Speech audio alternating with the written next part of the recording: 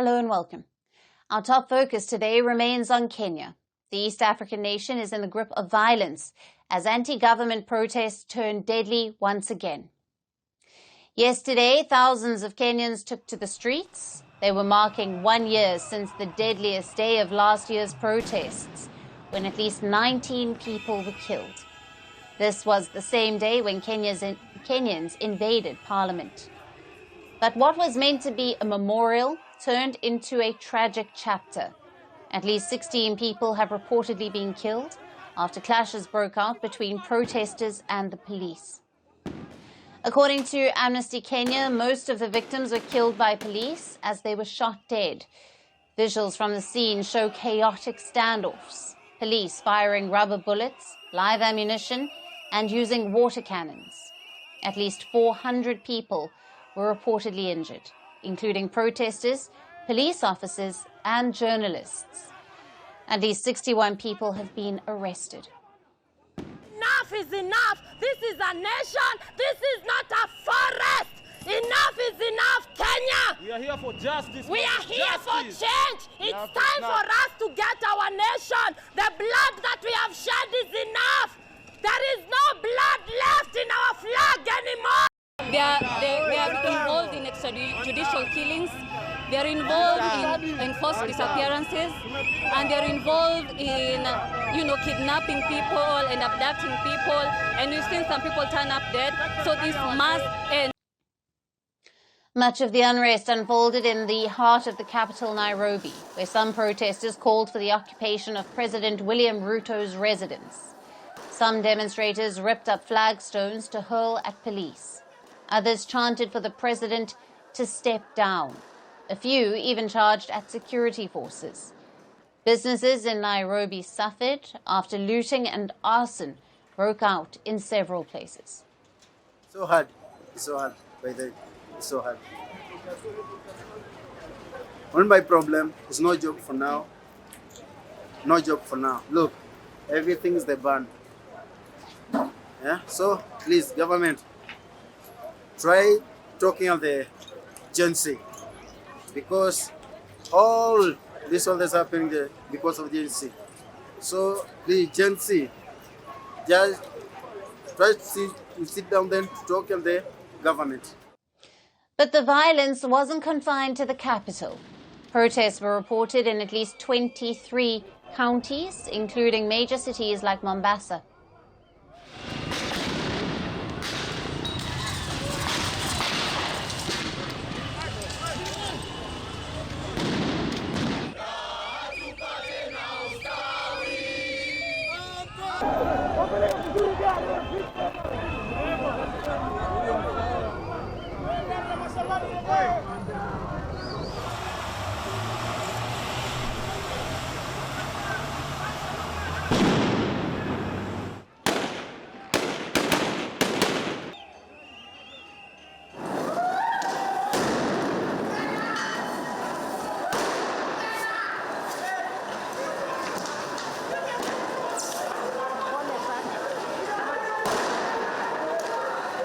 Not have extrajudicial killings going on. We are losing people every day. It is becoming a massacre in Kenya.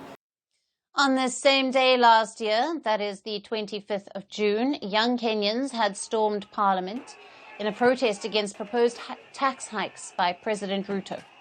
Now, those demonstrations sparked a months-long anti-government movement.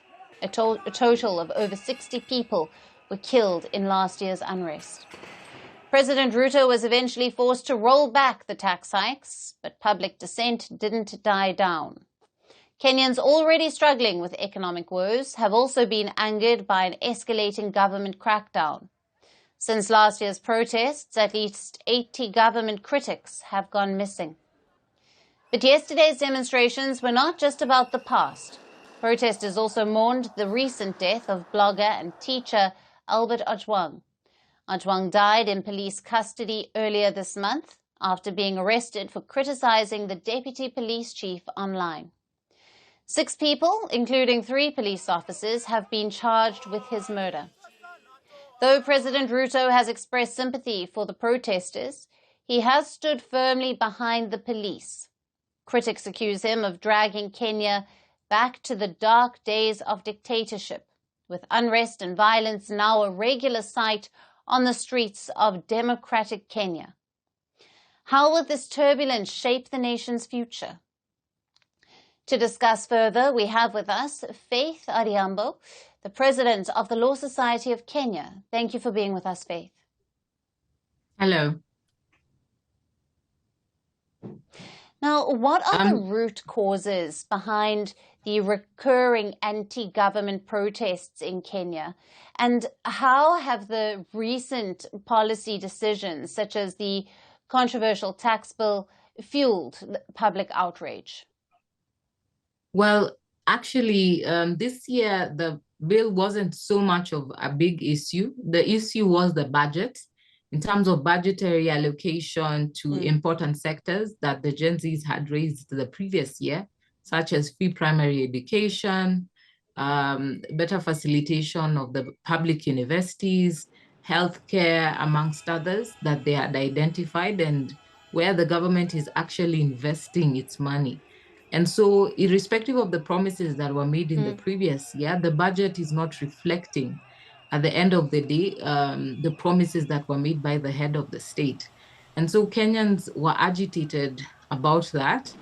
However, what sparked demonstrations even before the anniversary of 25th is the killing of Mr. Albert Ojwang, because we've had protests before because of that, and they only spiraled to build up today to what happened yesterday.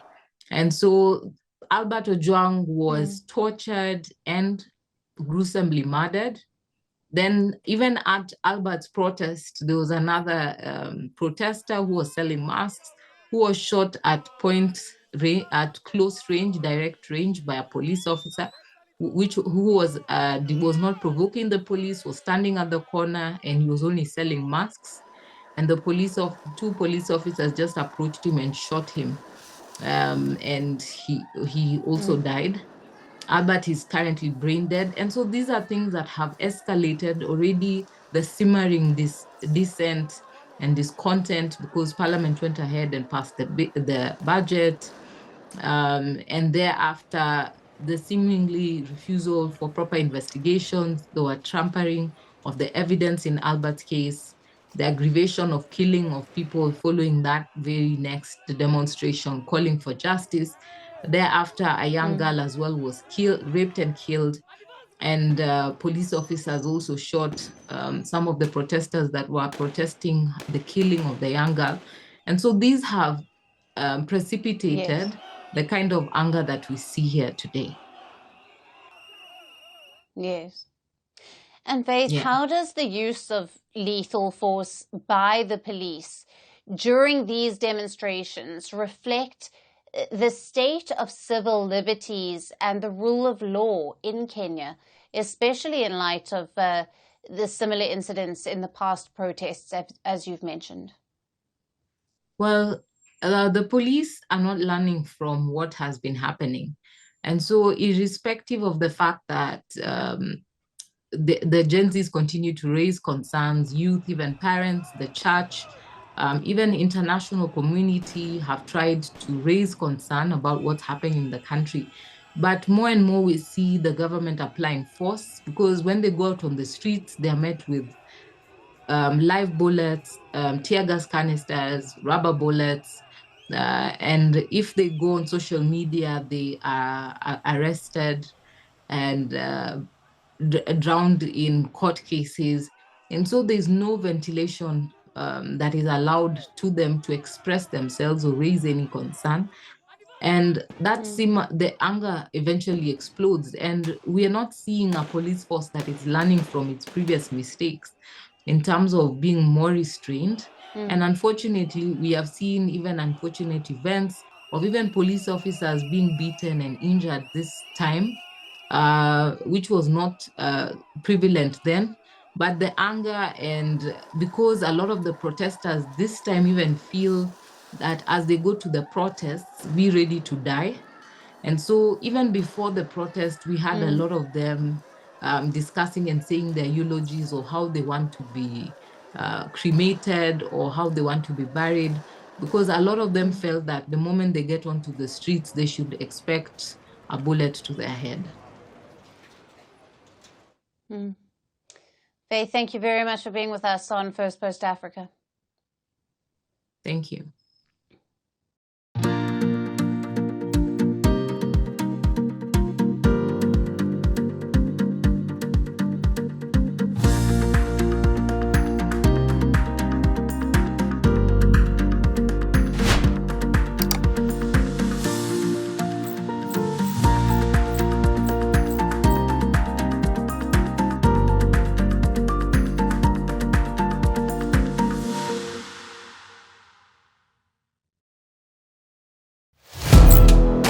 Firstpost now available in 9 languages on YouTube. English, Stands at $36 trillion. French, Le FMI, comme German, Geschäftsführenden Direktor, Hindi, $30 trillion ka karjo.